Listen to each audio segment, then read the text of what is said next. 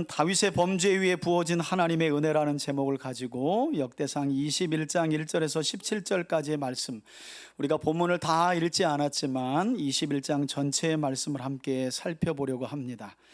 오늘도 구세주이신 예수 그리스도를 의지하여 하나님 앞으로 나아가 예배하는 우리 3대 가족들을 축복하고, 선포되는 하나님의 말씀 안에서 오늘도 우리의 허물과 죄를 기억지 않으실 뿐만 아니라 우리의 연약함을 통해 오히려 강하고 완전한 능력을 드러내시기를 기뻐하시는 하나님의 크신 은혜를 경험하는 복된 예배가 되기를 주의 이름으로 축원해 드립니다.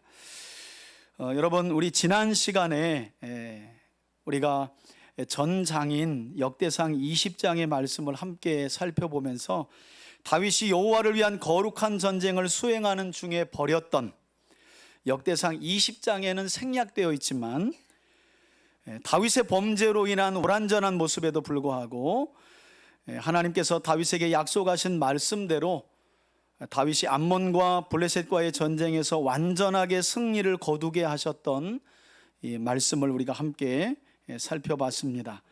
뿐만 아니라 역대기가 사무엘서에는 자세히 설명되고 있는 다윗의 범죄 이야기를 쏙 빼놓고 오히려 다윗이 전쟁에서 승리한 이야기만을 기록하고 있는 이유에 대해서도 제가 설명을 드렸는데, 그것은 역대기의 1차 독자였던, 즉 범죄하여 바벨론의 포로로 끌려갔다가 다시 돌아온 이스라엘 백성들에게 하나님께서 죄 이야기나 죄로 인한 진노와 징계의 이야기를 하고 싶은 것이 아니라 그들에게 위로와 소망만을 전해주기 위해서 일부러 하나님은 지난 이스라엘의 역사 가운데 다윗이 범죄한 이야기와 밧세바를 범하고 우리아를 살해한, 그로 인해 다윗이 받게 된 징계의 이야기를 쏙 빼놓고 기록했다라는 사실도 여러분에게 설명을 드렸습니다. 아이러니한 것은 지난 장은 그렇다 치는데,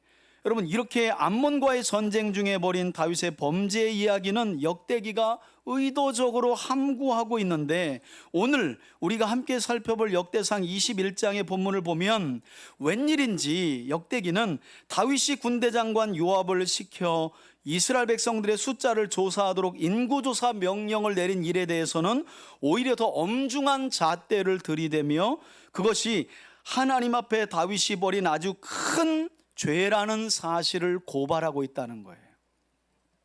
그러니까 우리가 보면 좀 이해가 안 가죠? 두 장을 연이어서 보고 있는데 두 장 자체는 다윗이 하나님 앞에 범죄한 사건을 기록하고 있어요. 그런데 다윗이 암몬과의 전쟁 중에 자기 수하에 있는 우리아 장군의 아내인 밧세바를 데려와서 간음하고 결국에는 그 수치를 덮으려고 우리아 장군을 사지로 몰아 죽인 사건은 감추듯이 언급을 하지 않고 있는데, 오늘 본문을 보면 다윗이 요압을 시켜서 이스라엘의 숫자를 좀 조사해봐라 한 이 명령은 하나님 앞에 큰 죄였다.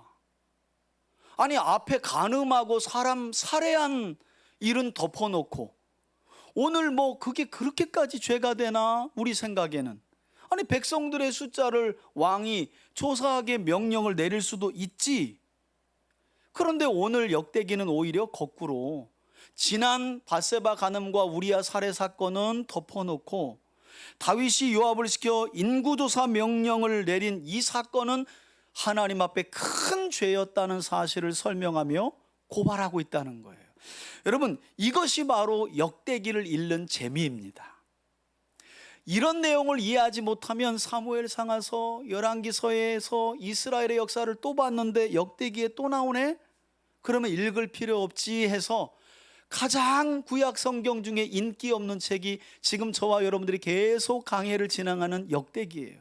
그런데 여러분, 역대기만큼 중요한 책이 없다고 제가 말씀드렸죠. 왜냐하면 역대기의 역사는 아담부터 바벨론 포로 귀환 때까지 아주 긴 구약 전체의 역사를 다루고 있는 그런 하나님의 말씀이기 때문이죠. 자, 그럼 왜 앞장에서 밧세바를 간음하고 우리아를 살해한 다윗의 죄 이야기는 슬쩍 덮었던 역대기가 다윗이 인구조사 명령을 내린 일은 이렇게 크게 하나님 앞에 죄를 지었다 하면서 설명을 하고 고발하듯이 말씀하고 있는지 우리 본문의 말씀을 함께 좀 살펴보려고 하는데요. 먼저 동일한 사건을 기록하고 있는 오늘 역대상 21장의 내용은 사무엘하 24장에도 기록되어 있거든요. 이 24장을 사무엘하 24장을 보면 여러분 사무엘서는요, 이 인구조사 명령의 시작을 뭐라고 하냐면 하나님께서 이스라엘을 향하여 진노하사 그들을 치시려고, 그들을 벌하시려고 다윗의 마음을 격동시켰다, 이렇게 하면서 인구조사 명령 사건이 설명되고 시작되는데, 역대기는 역시 의도적으로 하나님께서 이스라엘을 진노하셨다거나 그들을 치시려 했다는 말씀을 어떻게 하고 있는 거예요? 빼고 있는 거예요. 왜냐하면 이 역대기를 처음 손에 들고 읽고 듣고 있는 사람들은 이미 그 시대가 다 지나고 하나님께 벌받을 만큼 다 벌받고 포로로 끌려갔다가 돌아와서 새롭게 이스라엘을 세워가야 할 사명을 받은 사람들이기 때문에 하나님은 지난날 그들의 과오를 뭐 하지 않는 거예요? 묻지 않는 거예요. 이게 역대기의 특징인데, 다만 역대기는 다윗이 벌인 인구조사 사건의 배후에 누가 있었다고 이 이야기를 하며 시작하느냐. 1절 보세요. 누가 있었다? 사탄이 있었다. 이렇게 시작한다는 거예요. 자, 성경을 읽어볼게요. 이스라엘을 대적하고 다윗을 충동하여 이스라엘을 계수하게 하니라. 이렇게 해서 다윗의 인구조사 명령 사건이 시작되게 되는데, 여러분 여기에서 우리는 이처럼 사탄이 일어나 다윗을 충동질하고 또 이스라엘을 대적했던 시기가 어느 때였는지를 깊이 생각해 볼 필요가 있어요. 역대기만 일단 보면 사탄이 언제 다윗을 대적하며 일어났는가를 주목할 필요가 있다는 거예요.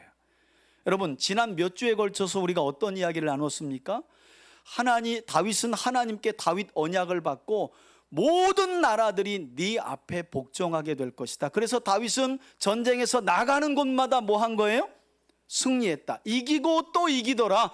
승승장구했다. 그로 인해 이스라엘도 번영을 이루던 그때에 누가 일어났다는 거예요? 사탄 마귀가 일어났다는 거예요.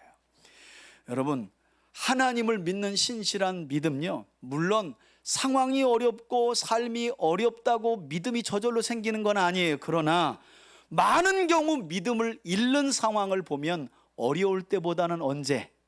넉넉할 때, 근심 없을 때, 야, 나 요즘처럼 이렇게 평안해도 되나? 여러분 바로 그런 때에 누가 일어나 대적한다는 거예요? 사탄과 마귀가 일어나 대적할 수 있다는 거예요. 그랬더니 또 목사님 저는 그런 일 없는데요. 여러분 사탄 마귀가 뿔 달고 나 나타났다 그런가요? 아닙니다. 아이고 요즘처럼 너무 좋다, 요즘처럼만 살면 좋겠다 하며 하나님께로부터 멀어지는 그 모든 과정에 이미 사탄 마귀는 개입하고 있는 거예요. 뿔 달고 나타나는 게 아니란 말이에요. 그래서 신약 성경을 보면 예수님의 수제자였던 베드로는 베드로전서 5장 8절에서 이런 말씀으로 초대교회 성도들에게 권면해요. 우리 앞에 보고 함께 한번 읽어보겠습니다. 함께 읽습니다. 우리 5장 8절입니다. 시작. 근신하라, 깨어라. 너희 대적 마귀가 우는 사자와 같이 두루다니며 삼킬 자를 찾나니. 아멘. 여러분 사탄 마귀는 말 그대로 영적인 존재입니다. 영물입니다. 사탄은 아무 때나 나타나서 우리를 시험하거나 유혹하지 않습니다. 다윗이 전쟁에서 승승장구하며 이만하면 됐다 하고 왕궁에 머물 때 밧세바가 목욕하는 장면을 본 것이고요, 그것이 결국 우리아를 살해하는 살인자의 자리까지 서게 하였을 뿐만 아니라 오늘 보니까 아예 대놓고 다윗을 대적하는 자리에 서게 되는 거예요. 그러니까 가장 번영하고 잘 나가는 때, 만일 여러분들이 지난 삶에 비해서 요즘처럼만 살았으면 좋겠다라고 생각이 든다면 오늘 말씀을 좀 유심히 마음에 담을 필요가 있다는 거예요. 이미 사탄이 일어나 여러분들을 대적하고 있는 상황일 수도 있어요. 저는 그런 점에서 우리 3대 가족들이 우는 사자와 같이 지금도 삼킬 자를 찾아 두루다니는 악한 사탄의 유혹과 충동질에 넘어가지 않기를 바라고, 오직 근신함으로 하나님 앞에서 겸손한 마음을 갖고 교만에 빠지지 않는 저와 여러분들이 되기를 축복합니다. 문제는 다윗이죠. 이렇게 사탄이 일어나가지고 계속 승승장구하고 있으니까, 여러분, 사람이 그렇더라고요. 어디까지는 참 하나님의 은혜입니다를 자랑하는데 조금 지나잖아요. 슬슬 그게 줄고 자기가 잘나서 내가 아주 똑똑하고 계획을 잘 세우고 능력이 탁월해서 여기까지 온 거야, 이렇게 변질돼 버려요. 어쩌면 다윗의 마음에도 그런 교만한 마음이 쓱 하고 자리 잡았던 것 같아요. 사탄이 그 기회를 놓칠 수가 없죠. 그 교만으로 빠져가는 다윗의 마음을 포착한 거예요. 그래서 대놓고 일어난 겁니다.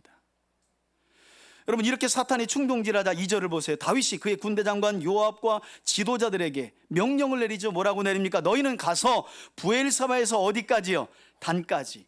그러니까 우리나라를 보자면 할라에서 백두까지, 이렇게 여러분들이 이해하시면 돼요. 브엘사바에서 단까지 이스라엘 백성들을 계수하고 돌아와서 나에게 보고하라는 거예요. 그래서 나로 하여금 이스라엘의 숫자를 알게 하라. 여러분, 민수기를 보면 하나님께서 시내산에서 이스라엘 백성들과 언약을 맺고 성막을 건축한 뒤에 그들을 가나안 땅으로 인도하기 위해 이스라엘 백성들의 숫자를 계수하는 장면이 민수기에 2번이나 나옵니다.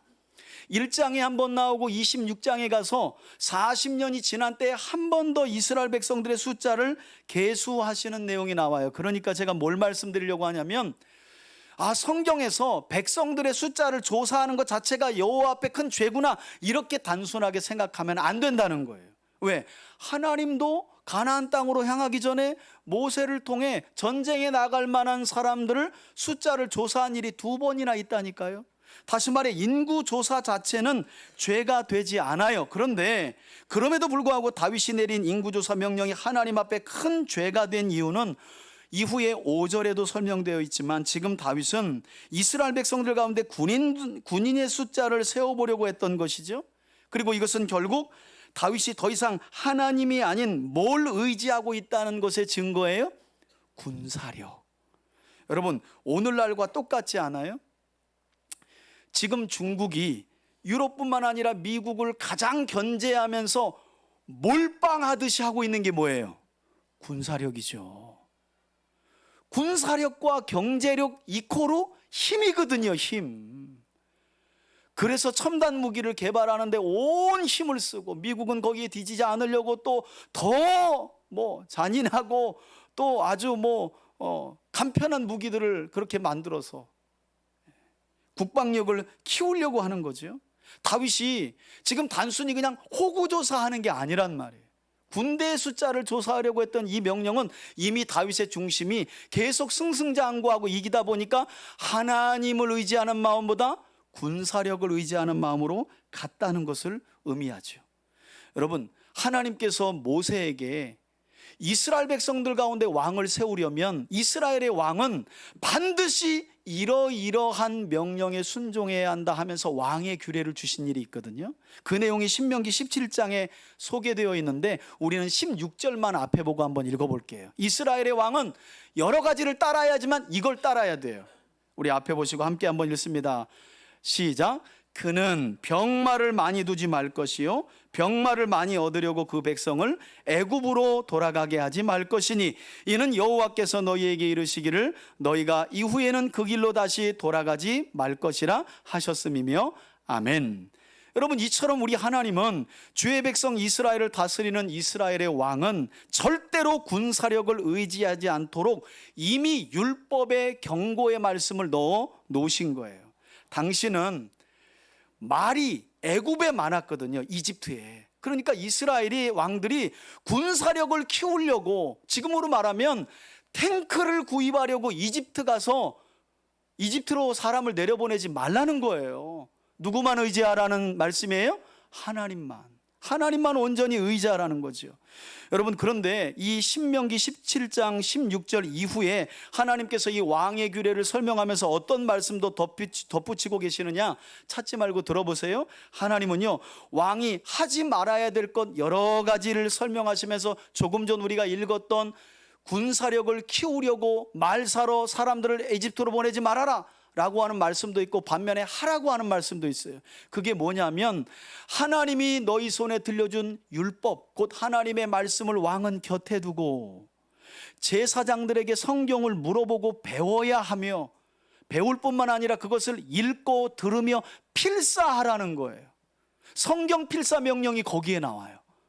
그래서 왕은 하나님의 말씀을 곁에 두고 지금으로 말하면 목회자인 제사장에게 성경을 열심히 읽고 듣고 배워가며 그 배운 말씀대로 이스라엘을 다스리게 되면 하나님이 어떤 놀라운 약속을 주시냐면, 너의 왕위가 영원히 견고하고 장구할 것이라. 아이고, 내가 왕권을 빼앗기면 어떡하지? 그런 염려할 것 없다는 거예요. 어떻게 하면요? 하나님의 율법을 항상 곁에 두고 제사장들에게 율법을 물어가며 읽고 듣고 배운 대로 나라를 통치하면, 배운 대로 백성들을 이끌면 영원히 하나님이 왕위를 이어가게 할 것이라는 말씀이 있어요. 그런데 오늘 본문을 보면 이스라엘의 왕인 다윗이 승승장구하던 그때의 교만에 빠졌고, 하나님을 의지하던 그의 믿음이, 그의 마음이 군사력으로 슬슬 옮겨갔다는 것을 볼 수 있는 거죠. 여러분, 사람은 참 그래요. 숫자 세는 거 좋아해요. 여러분, 목사 중에 갑이 뭔지 아십니까? 성도 숫자 많은 거예요. 여러분, 안 그래요? 여러분, 어떤 목사님 존중해요? 대형교회 아니에요, 대형교회. 성경에 그런 내용 어디 나와 있어요? 성경에 1000명 정도 모아야 진짜 성경적인 목사님이다, 이런 기준 있나요? 그런데 제가 목사로서 할 말이 없는 건, 그런 문화를 누가 만드느냐? 목회자가 만들어요. 목사님들 만나잖아요. 정말 시골에서 그 할머니들 몇 분, 할아버지들 몇 분 놓고, 우리가 후원하는 저 울진의 3당 순복음교회가 그런 교회잖아요. 장애우들, 나이 드신 할머니. 여러분, 방송실에서 제가 갈 때 그분 돌아가셨는데, 방송실에서 PPT 넘기는 분이 74세예요. 그러니까 우린 지금 20대가 하고 있잖아요. 쟤는 뭐 거의 50년 동안 해야 돼. 제가 시골 갔더니 방송 PPT 넘기는 게 74세에 할아버지가 방송 넘기고 있어요. 그런 분들 완전 실패한 목회 아니에요? 그런 목회 하지 말아야죠. 몇도 안 되는, 그게 무슨 목회예요? 과연 그런가요? 아니죠, 여러분? 그런데 사람들은 그렇다니까요. 여러분들은 어때요? 뭐 부자만큼은 아니어도 아무튼 내가 가진 게 뭔가 하고 숫자 세는 거 얼마나 좋아해요. 통장에 돈, 재산, 또 내 수하에 있는 것들을 하나, 명품백 이런 것들 숫자를 세가면서, 사람은 그런 것 같아. 내가 얼마나 가졌나 하고 자꾸 숫자를 세보는 걸 그렇게 좋아해. 조심하세요. 그때가 바로 누가 일어난 때? 사탄이 일어난 때. 아이고, 옆집에 아무개 엄마는 야, 이게 뭐 명품백이 3개라는데 저 인간 잘못 만나가지고 나는 하나 이제 받는다. 이런, 벌써 누가 일어났다고요? 사탄이 일어난 거예요. 충동질하고 있는 거예요. 지금 다윗이 그런 상황에 빠진 거예요. 여러분, 참으로 다행스러운 것은 항상 다윗 옆에서, 이 사람은 기회주의자거든요. 이 기회주의적인 성향을 띠었던 다윗의 군대 장관 요압이, 제가 볼 때는 이스라엘의 역사 가운데 다윗과 함께 요압이 했던 역사 가운데 이때가 유일하게 요압이 제일 옳은 말과 옳은 행동을 한 것으로 보여요. 요압은 원래 기회주의자거든요. 요 사람이 잘 되면 여기로 갈아탔다가, 저 사람이 잘 되면 저기로 갈아탔다가, 나중에 그래서 다윗이 늙은 말에 이거 다윗 힘 다 빠졌네 하고 다윗의 아들 차기 대권 후보로 또 갈아탑니다. 이런 사람이 요압이거든요. 그런데 요때는 요압이 나타나가지고 다윗을 만류해요. 여러분, 쉬운 거 아닙니다. 군대 장관이 왕이 하는 일에 있어서 만류하는 거예요. 뭐라고 만류하는지 보세요. 3절입니다. 요압이 아뢰되 여호와께서 그 백성을 지금보다 100배나 더하여 주시길 원합니다. 그러니까 요압이요, 이미 다윗의 마음을 읽은 거예요. 다윗이 뭐 때문에 백성들의 숫자, 그 가운데 군대 숫자를 계수하게 명령을 내리는지 이미 읽은 거예요. 지금보다 더 많아질 텐데 왕이요, 굳이 왜 그런 일을 하려고 하십니까? 그러면서 뭐라고 하는지 보세요. 내 주 왕이요, 이 백성이 다 내 주의 종이 아닙니까? 그런데 내 주께서 어찌하여 이런 일을 명령하십니까? 어찌하여 이스라엘 백성들로 하여금 하나님 앞에 죄를 범하게 하시나이까? 여러분, 말씀드렸잖아요. 요압은 일생에 다윗 곁에 있었지만 다윗에게 큰 도움이 안 되는 기회주의자예요. 그런데 족보를 따지면 요압은 다윗의 조카요. 족보로 따지면 군대 장관이지만 성경을 보면 이 사람이 얼마나 기회주의자였느냐, 뭐 왕이야 어쩌든 말든지 간에 자기 개인적인 원한으로 복수를 하다가 다윗 왕을 아주 큰 곤경에 빠뜨리기도 합니다. 다윗이요, 정말 백성들에게 끌려 내려올 뻔한 일을 요압이 저지르기도 해요. 개인적인 원한의 복수를 갚다가. 그런 사람이 요압인데, 그래서 다윗이 여러분 죽기 전에 솔로몬에게 왕위를 넘겨주면서 열왕기상 2장을 보면 어떤 말씀을 하냐면, 나 때는 요압을 어쩔 수 없어 데리고 함께 했지만 아들아, 너 때는 저 요압이라는 놈 절대 자연사하지 않도록 네가 적당한 때를 봐라 그래요. 유언에 그렇게 남겼다니까요. 저놈이 백발로 자연사하지 못하도록 하라. 이게 다윗이 솔로몬에게 남긴 유언이에요. 여러분, 그것만 보면 요압이 어떤 인간인지 딱 대본에 오잖아요. 그런데 이런 요압이라도 오늘 본문에 보니까 다윗에게 일생일 때 가장 충실한 조언자의 역할을 할 때가 있었다는 거예요. 더군다나 요압은 인구조사 명령을 하는 다윗의 명령이 하나님 앞에 죄가 될 뿐만 아니라 이것은 백성들 전체를 죄를 범하게 하는 행동입니다 라는 영적인 사리분별을 갖춘 조언까지 해요. 그래서 여러분, 제가 설교를 준비하면서 이런 적용을 한번 해봤어요. 여러분, 그런 사람이 있을지 모르겠어요. 근래에 저 인간을 두고 보다 언제 저 관계를 끊을까, 언제 저 사람을 내쳐야 될까 고민하시는 분들이 있으면 한 번 더 심사숙고해 보시길 바라요. 왜냐하면 그 사람이 언제 어떻게 내 일생일 때에 가장 중요한 조언을 해줄지 몰라. 그러니까 정말 해가 되지 않는다면 다윗처럼 좀, 그래, 하나님이 나 교만하지 못하도록 내 옆구리에 박아놓은 가시라고 생각하고 좀 둬봐요.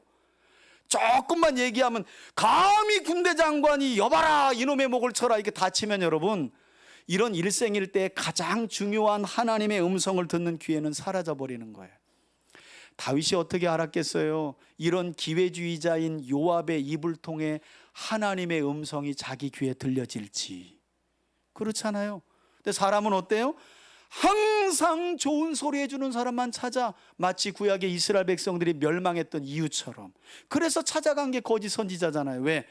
못 살아. 하나님을 범사로 무시하고 하나님의 말씀을 어겨도 평강이 있다, 잘 될 것이다, 이게 거짓 선지자들이잖아요. 사람이 그렇다니까요. 그러니까 여러분, 내가 이번 주에는 그 인간 만나가지고 인간관계 정리하리라 한 그분 있잖아요. 한 주만 더 남겨둬봐. 일단 이 말씀 듣고 한 주만 더 둬봐요. 하나님이 어떻게, 물론 아주 해가 된다면 그런 사람은 교제하지 말아야죠. 그러나 어떤 경우에는 마치 다윗에게 있어서 요압처럼 평생에 도움이 안 되는데 이때 한 번 딱 도움되거든요. 그런 조언을 할 수 있거든요.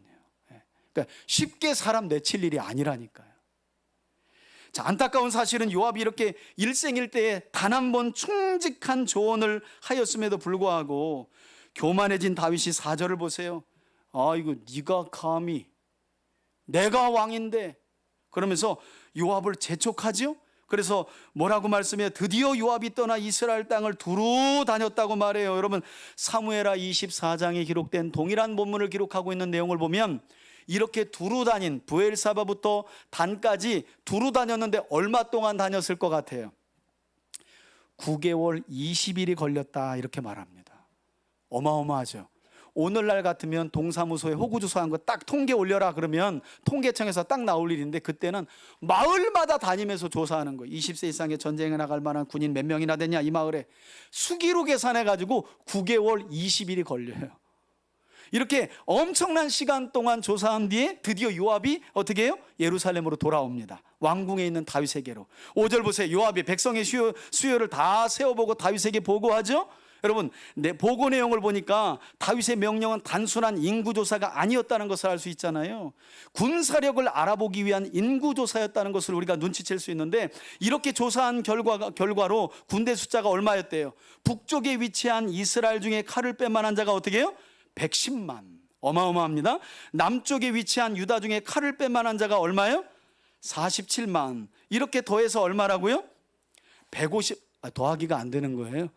제가 상당히 곤란해. 당혹스럽네. 157만 아니에요? 맞아요? 여러분, 157만이에요. 자, 이제 저를 보세요. 지금 본문이 지금으로부터 3000년 전 이야기를 하는 거예요. 다윗은 BC 1000년경의 사람이니까. 이때 얼마나 이스라엘이 잘 나갔는지, 다윗이 번영했는지 20세 이상 군대에 나갈 만한 사람만 조사했더니 몇이라고요? 157만. 여러분, 현재 대한민국에 있는 병력이 얼마일까요? 군인들의 숫자가 60만이 조금 넘어요. 62만이요. 49만 조금 넘게가 육군이고요. 50만 가까이. 나머지 12만이 해병대, 해군, 공군이에요. 다 해서 62만이에요. 앞으로 이제 더 기울어지죠. 자녀를 안 낳으니까. 그래서 뭐 무기에 첨단화로 가는 거 아니에요. 숫자를 못 메꾸니까. 이제 앞으로는 제가 볼 땐 동남아에서 와가지고 군대로 들어가든지 산업 현장이 아니라, 이번에 국민의힘에서는 한 의원이 뭐라 그랬어요? 40, 50대 아저씨들도 직장 대신 저 철책선에서 지키게 하면 어떠냐? 군대를 안 가봤나 확 그냥 제가 열받아가지고, 저는 뭐 저희 아버지처럼 3년 넘게는 아니었지만 26개월 하고 나왔는데, 지가 가지 왜 남을 군대를 또 보내? 나와서 동원 훈련받고 한 것도 힘들었는데 가려면 지나가지. 40, 50대 인력이 있다는 거예요. 이 인력을 다시 철책선을 갖다 출근해서 지키고 나오면 된다는 거예요. 여러분, 군인 뭐 그렇게 나라가 지켜집니까? 그게? 그렇게 됐으면 벌써 다 바꿨지. 그게 안 되니까 군복무하고 함께 머무는 거지. 제가 곧 끌려갈 것 같아서 흥분했나 봐요. 제가 곧 끌려갈 것 같아서 흥분했나 봐. 나 군대 가기 싫거든. 어떻게 맞췄는데 거기를 또 가. 여튼 여러분, 이렇게 지금 현재 우리나라도 62만인데 3000년 전 온 이스라엘의 병력이 157만이면 여러분 같아도 세보고 싶어요? 안 세보고 싶어요? 세보는 걸 떠나서 이미 마음은 교만에 빠지기가 쉬운 거예요. 여러분, 그래서요, 넉넉함이라는 거, 세어볼 숫자가 무엇인가 많다는 거 조심할 필요가 있어요. 왜냐하면 뭔가 넉넉할 때 우리는 하나님을 향한 의존성이 떨어져요. 그죠? 이게 다윗의 마음이 우리 마음이거든요. 괜히 세본 게 아니라니까요. 이건 셈도 불가능한 숫자예요. 그러니 다윗이 슬 교만해져 있고, 사탄은 딱 보고 충동질을 하는 거죠. 교만해. 자, 그런데 6절을 보면 역대기는 요압이 다윗에게 보고한 병력 수가 정확한 숫자가 아니었다는 사실을 우리에게 슬쩍 알려주네요. 요압이 다윗 왕의 명령을 어떻게 여겼대요? 마땅하지 않게 여겨. 우리 한글 성경은 참 격조 있게 번역해놨어요. 여러분, 마땅하지 않게라는 말은 히브리어로 타부라는 말이에요. 타부는 어떤 말이냐면 역겹게 여겼다는 거예요. 군대 장관 요압이 다윗의 인구조사 명령을 역겹게 여겼어요. 아주 못마땅하게 여긴 거죠. 그래서 요압도 참, 이 사람도 그죠? 인구조사? 아이고, 얼마나 많은 숫자를 계수해서 또 뻐기려고 그걸 간파했어요. 그래서 숫자를 빼놓고 또 계수하네요. 어느 지파를 빼냈대요? 레위와 베냐민 지파 사람들은 계수하지 않았더라. 여러분, 생각해 보십시오. 이것이 비단 교만에 빠진 다윗에게만 보일 수 있는 모습일까요? 이게 우리 모습이라니까요. 그래서 여러분, 한번 사람이 교만해지면요, 주변에 있는 사람들의 만류가 안 들려요. 오히려 누가 만류하잖아요. 저 사람하고 교제 못하겠네, 이런 이상한 마음을 갖게 돼요. 그래서 결국 그 일이 사람들이 만류하는 일이 하나님이 싫어하시는 일인지도 모르고 계속 가는 일이 우리 삶에도 있을 수 있다 없다? 얼마든지 있다는 거예요. 그래서 여러분 곁에 중요한 사람들이든지 아니면 다수의 사람들이 어떤 일을 만류하면 한번 따라합시다. 멈추자. 여러분 그것도 믿음이에요. 주변의 사람들이 특히나 배우자들이 이야기할 때는 네가 뭘 알아? 여러분 네가 왜 몰라? 그 사람이 자기를 제일 잘 알지. 남편하고 아내인데, 부모하고 자식 간인데 그보다 더 잘하는 관계 있어요? 부모님이 뭘 알아요? 뭘 알아요? 제일 잘 알지.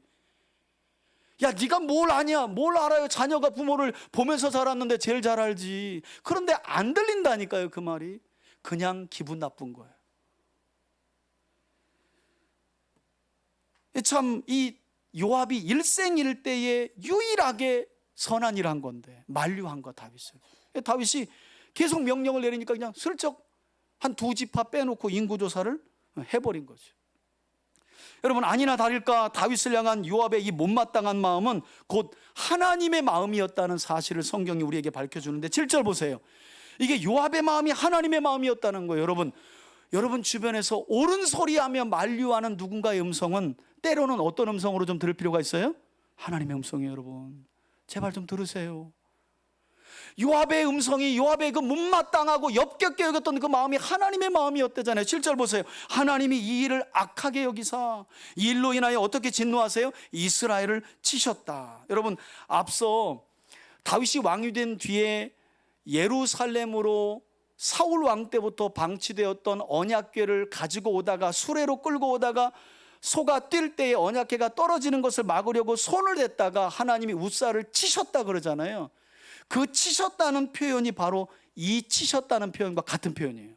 그때의 상황과 지금 상황이 같다는 거예요. 이때가 언제예요? 다윗이 하나님이 아닌 군사력을 의존하며 하나님 보시기에 악을 행하던 때라는 거지. 자, 이렇게 정확히는 알 수 없지만 다윗의 인구조사 명령 때문에 하나님이 이스라엘을 드디어 치셨어요. 그랬더니 다윗이 반응합니다. 참 우리가 이 대목도 주목해 볼 필요가 있어요. 여러분 8절 보세요. 다윗이 하나님께 아뢰되, 성경을 어떻게 치셨는지 좀 자세하게 설명하면 좋은데 없어요. 그냥 하나님이 다윗의 인구조사 명령을 때문에 화가 나셔서 치셨다는 거예요. 그걸 다윗이 보고 깜짝 놀래가지고 어떻게 반응해요? 내가 이 일을 행함으로 뭐라고요? 큰 죄를 범하였나이다. 이제 간구합니다. 종의 죄를 용서하여 주옵소서. 내가 심히 미련하게 행하였습니다. 주님. 여러분 다윗이 회개하는 장면을 보면 진정한 회개가 무엇인지도 우리에게 가르쳐주고 있는데요.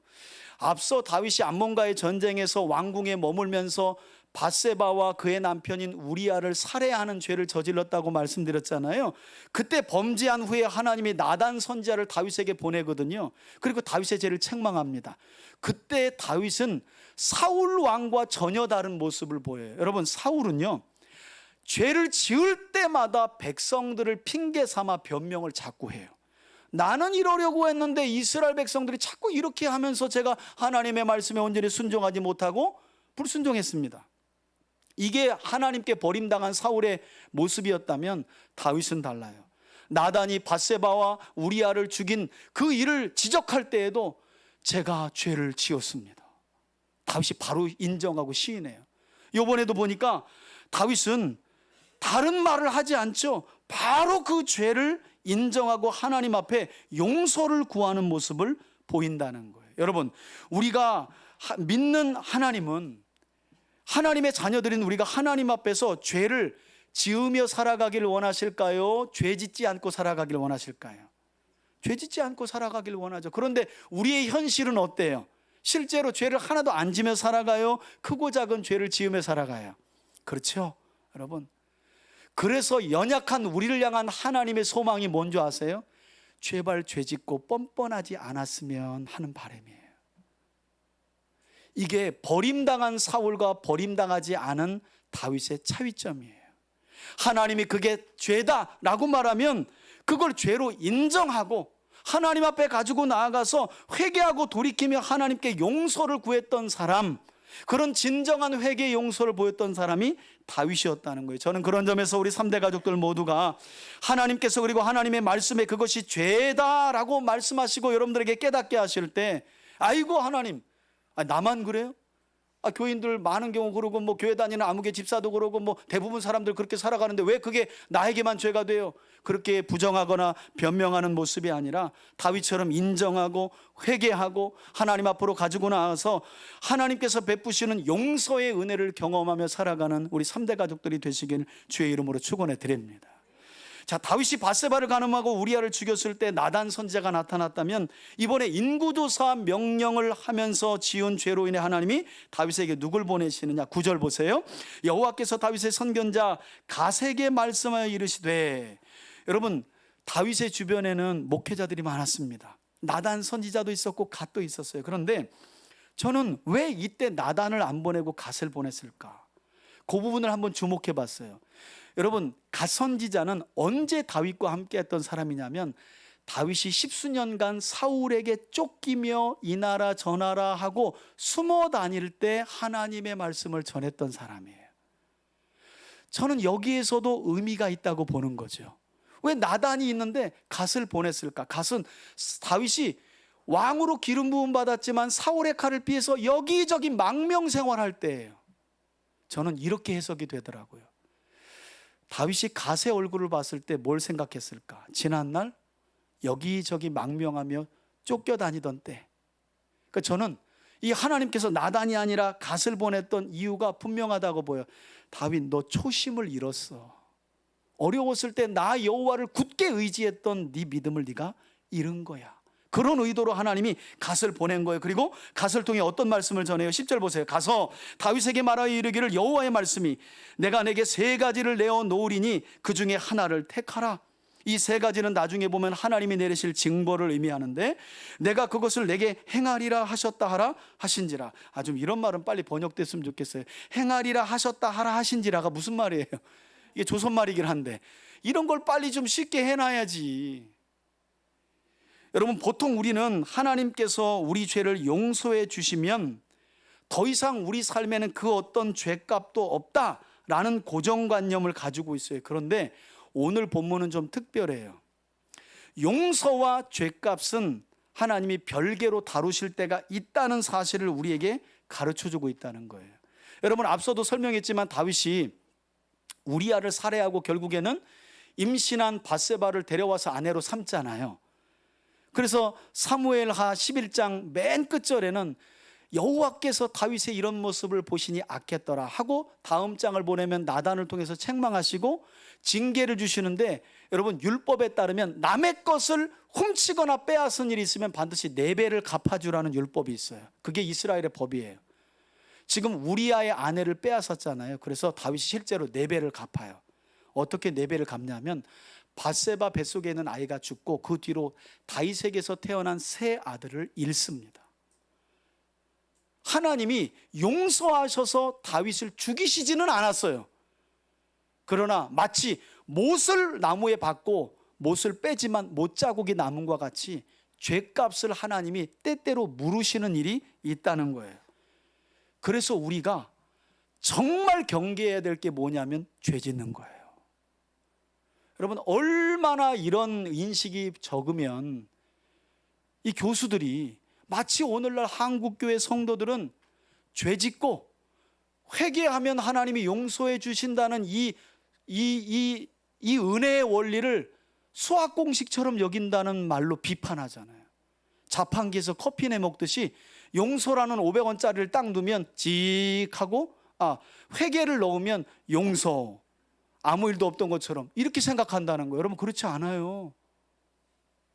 그래서 여러분, 구약의 선지서인 요나서를 보면 요나 선지자의 심판 메시지를 들었던 니느웨 왕이 어떤 반응을 보였다고 하느냐, 여기 보면 참된 회개의 모습이 나오는데, 니느웨는 아수르에 속한 이방 나라거든요. 근데 하나님이 요나를 보내서 이렇게 말해요. 40일 후가 되면 이 나라는 쑥대밭 된다. 이방의 미친놈 하나가 와가지고 3일 길인데 하루 만에 100m 달리기를 하면서 40일 후에 이렇게 간 거예요. 망한다. 그런데 백성으로부터 왕에 이르기까지 이 소문을 듣고 회개하기 시작하는데 어떻게 하냐면 니느웨 왕이 백성에게 조서를 내립니다. 가축으로부터 모든 사람에 이르기까지 곡기를 끊어라. 금식하라는 거예요. 왜? 저 요나가 외치는 심판의 메시지가 믿어진 거예요. 그래서 금식을 하라고 명하는데 그 뒤가 중요해요. 뭐라고 하냐면 우리가 이렇게 금식을 하며 죄악을 벌이던 일에서 돌이킨다면 혹시 여호와라는 신이 그 진노를 내리시기로 한 진노를 거두실 줄 어떻게 알겠느냐. 이게 니느웨 왕의 회개였어요. 우리하고 많이 다르죠? 우리는 회개만 하면 용서. 하나님 참 속 좁네. 아직도 용서를 안 하신 거예요? 이게 여러분 누가 하나님인 거예요? 이거 용서하라고 협박하는 거 아니에요? 여러분 자녀가 그런다고 쳐봐요. 엄마 내가 지난번에 잘못했다 그랬잖아요. 참 속 좁네. 여러분 이러면 내가 참 속이 좁구나 이러겠어요? 이놈의 자식이 이게 배가 간 밖으로 나왔나 이러지 않겠어요? 여러분 우리가 그렇게 회개할 때가 많다니까요. 그런데 요나서는 진정한 이런 회개의 모습을 보여줘요. 용서의 주권이 하나님께 있다는 거예요. 하나님께. 여하튼 이렇게 인구조사 명령을 내려 하나님 앞에서 범죄한 다윗을 하나님께서 죽이지는 않으셨지만 갓을 보내서 3가지 징계 옵션을 내리신 거죠. 11절 보세요. 갓이 다윗에게 나아가 말합니다. 여호와의 말씀이 당신 보고 왕 보고 3가지 옵션 중에 택하랍니다. 첫째는 뭐예요? 첫 번째 징계는 혹 3년 동안 온 이스라엘의 기근이 임하는 징계. 두 번째는 석 달 동안 당신이 적군에게 패하여 적군의 칼에 쫓겨다니는 거. 석 달 동안만. 여러분들도 이제 어떤 징계를 택하실지 옵션을 골라보세요. 마지막은 3번째인데 혹 여호와의 칼, 이 칼은 전염병을 상징하는데 사흘 동안 온 이스라엘 땅에 유행하며 여호와의 천사가 이스라엘 온 지경을 멸하는 이 옵션. 이 3가지 중에 어떤 징계를 당할지 고르라는 거예요. 자, 이제 여러분 1, 2, 3번 중에 하나 고르세요. 여러분 제가 볼 때 다윗은 어떤 전력이 있어요? 사울에게 지긋지긋하게 쫓기던 전력이 있어요. 경험이 있어요. 그러니까 긴 시간 고통당하는 것은 일단 이 사람은 뭐예요? 싫어. 죽기보다 싫은 거예요. 아니나 다를까 오늘 본문에 보면 짧고 굵게 맞겠다 그래요. 다윗이 짧고 굵게. 그래서 여러분 최종적으로 어떤 결론을 내렸냐 보니까 13절입니다. 다윗이 갓에게 이르되 내가 공경에 빠졌도다. 여호와께서는 긍휼이 심히 크시니 참나. 이제 와서 긍휼을 찾네요. 하나님 참 긍휼 크신데 그러면서 뭐라고 하냐면 내가 그의 손에 빠지고 사람의 손에 빠지지 아니하기를 원하나이다. 무슨 말이에요? 이왕 맞을 거 사람들을 통해 매안 맞겠다는 거예요. 하나님이 직접 때리는 걸 맞겠다는 거예요. 자, 그래서 세 번째 재앙을 선택한 것인데 14절 보세요. 이에 여호와께서 이스라엘 백성들에게 전염병을 내리심에 이스라엘 백성 중에서 죽은 자가 몇이었다고요? 7만 명이었다. 아마 지난날 사울에게 지긋지긋하게 쫓기며 고통당하던 때를 생각하고 그냥 3일 굵고 짧게 하나님께 직접 맞아야지 선택한 다윗의 이 결정이 이렇게 엄청난 결과를 낳을 거라는 건 다윗도 몰랐던 것 같아요. 여러분 3일 재앙이 진행되는데 7만 명이 죽어버린 거예요. 7만 명이. 그래서 지난주에도 제가 설명드렸지만 지도자를 잘 선택해야 돼요. 교회에서도 지도자 그리고 리더들, 나라는 말할 것도 없지요. 나라는. 자, 이렇게 엄청난 숫자의 사람이 죽어가는 모습을 보고 다윗이 아니라 하나님이 그 모습을 보고 안타깝게 여기며 재앙을 멈추세요. 그 내용이 15절이에요. 하나님이 예루살렘을 멸하러 천사를 보냈더니 천사가 멸하라 할 때에 여호와께서 보시고 이 재앙을 뭐 하셨다는 거예요? 뉘우치사. 성경에 뉘우치셨다는 말씀이 창세기 6장 홍수 심판에도 나오는데 여러분 이 표현은 조금 번역이 아쉬운 표현이에요. 이건 아이고 하나님이 어떤 일을 해놓고 아이고 내가 잘못했다 이렇게 뉘우쳤다는 표현이 아니에요. 원어를 보면 너무나 안타깝게 여겼다라는 의미예요. 너무나 안타깝게. 그로 인해 하나님은 멸하는 천사에게 말씀하십니다. 조카 다 됐다. 이제는 내 손을 거두라 하시니 그때 여호와의 천사가 여보수 사람, 여기 이제 중요한 단어가 나오죠. 누구의 타작마당에 심판의 칼을 든 천사가 서 있었다고요? 오르난의 타작마당. 이 타작마당에 하나님의 명령을 들은 천사가 전염병이라는 칼을 딱 들고 멈춘 거예요. 됐다. 하나님이 말씀하시니까. 이 광경을 다윗도 보죠. 그리고 16절 보세요. 다윗이 눈을 들어보매 여호와의 천사가 천지 사이에, 하늘과 땅 사이에 섰고 이 칼은 전염병을 상징하는 겁니다. 칼을 빼어 손을 들고 예루살렘 하늘을 향하여 편지라. 왜? 이제 그리로 가려고. 근데 멈춘 거죠.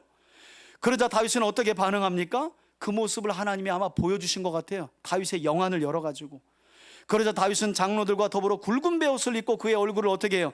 땅에 대고 회개하며 엎드려 하나님께 기도하죠. 뭐라고요? 17절입니다. 주님, 명령하여 백성을 계수하게 한 자가 바로 저입니다. 저. 왜? 지금 자기 때문에 7만 명의 백성들이 죽어가는 모습을 봤거든요. 범죄하고 악을 행하는 자가 저입니다. 저. 이 양떼 곧 이스라엘 백성들이 무엇을 행하였기에 이처럼 하나님이 심판하십니까? 청하건대 나의 하나님 여호와여, 주의 손으로 나와 내 아버지 집을 치시고 주의 백성에게 재앙을 내리지 마옵소서. 여러분, 드디어 다윗이 어떤 마음을 회복하냐면, 지난날 사울에게 쫓기며 다닐 때에 그 환난당한 자, 억울한 자, 이런 모난 사람들의 목자가 되어 주었던 그 심정을 이제 비로소 하나님의 징계 앞에 회복하는 거예요. 목자의 심정이. 여기서 나온 게 이제 그 편말 아니에요. 한번 따라 합시다. 내 탓이요. 성숙한 교회일수록 누구 탓이요? 성숙하지 못한 교회일수록 누구 탓이요? 네 탓이요. 이렇게 가는 거예요. 네 탓이요. 그리고 다시금 목자의 심정으로 백성들을 위해 기도했던 다윗의 기도에 대해 이제 18절 이후는 우리가 읽지 않았지만 18절 이후에 기록된 말씀을 보면, 여러분, 하나님께서는 천사를 명하여 다윗으로 하여금 하나님의 재앙이 멈추었던 여부수 사람 오르난의 타작마당에서 하나님을 위하여 제사를, 곧 제단을 쌓으라는 명령을 하시는데요, 이 명령을 받은 다윗이 하나님의 질병을 이렇게 내리는 하나님의 천사가 서 있는 그 오르난의 타작마당에서 제단을 쌓으라는 하나님의 명령을 받은 다윗이 그 오르난에게 가서 이후의 내용을 보면 600세길이라는 땅값을 주고 그 타작마당이라는 땅을 사서 그곳에서 하나님을 위하여 제단을 쌓고 번제와 화목제를 드렸다. 이렇게 성경이 말씀하는데, 바로 이처럼 오르난의 타작마당을 값을 주고 사고 다윗이 하나님의 말씀대로 번제와 화목제를 드렸을 때 하나님이 어떻게 응답하셨는지 26, 27절을 함께 읽습니다. 시작. 다윗이 거기서 여호와를 위하여 제단을 쌓고 번제와 화목제를 드려 여호와께 아뢰었더니 여호와께서 하늘에서부터 번제단 위에 불을 내려 응답하시고 여호와께서 천사를 명령하심에 그가 칼을 칼집에 꽂았더라. 아멘. 여러분, 하나님, 이스라엘 백성들이 하나님께 제사를 드렸을 때 불을 내린 장면은 구약에서 흔치 않습니다. 모세가 성막을 건축하고 제사 드릴 때, 그리고 그 전에 첫 제사를 드릴 때 하나님이 응답의 사인으로 불을 내리신 일이 있거든요. 솔로몬의 성전도 마찬가지고 하나님이 응답 받으실 때 불이 보여요. 근데 여기 보시면 놀랍게도 하나님이 이 오르난의 타작마당에서 다윗이 하나님의 명령에 순종하여 제사를 드렸을 때 불을 내렸고, 마침내 재앙을 내리던 이 천사가 그 재앙을 집어넣었다는 거예요. 칼을 꽂았다는 말은. 그리고 이때 다윗은 하나님께서 불을 내려 친히 응답해 주신 이 오르난의 타작마당에서 그때부터 여러분 계속해서 그곳에서 제사를 드립니다. 다른 본문을 보면 그때는 기브온 산당에서 여호와께 제사 드렸는데, 오르난의 타작마당에서 제사를 드렸더니 하나님이 불로써 응답하시는 모습을 보고 다윗이 그때부터는 그곳에서 하나님께 제사를 드렸다는 거예요. 여러분, 이곳이 훗날 어떤 장소가 되느냐, 이제 결론에 이르렀어요. 우리 역대하 3장 1절 우리 앞에 보시고, 이것도 없어요? 네. 자, 우리 역대하 3장 1절, 아니, 앞에도 있네요.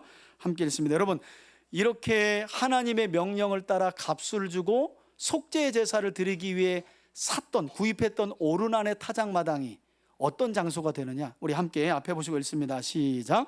솔로몬이 예루살렘 모리아 산에서 여호와의 전 건축하기를 시작하니, 자, 그곳은 전에 여호와께서 그의 아버지 다윗에게 나타나신 곳이요 여부수 사람 오르난의 타작마당에 다윗이 정한 곳이라. 아멘. 여러분, 이렇게 다윗이 속죄를 위해 마련했던 오르난의 타작마당은 그 옛날 아브라함이 그의 아들 이삭을 번제로 드렸던 어디였다고요? 예, 모리아산이었다는 거예요.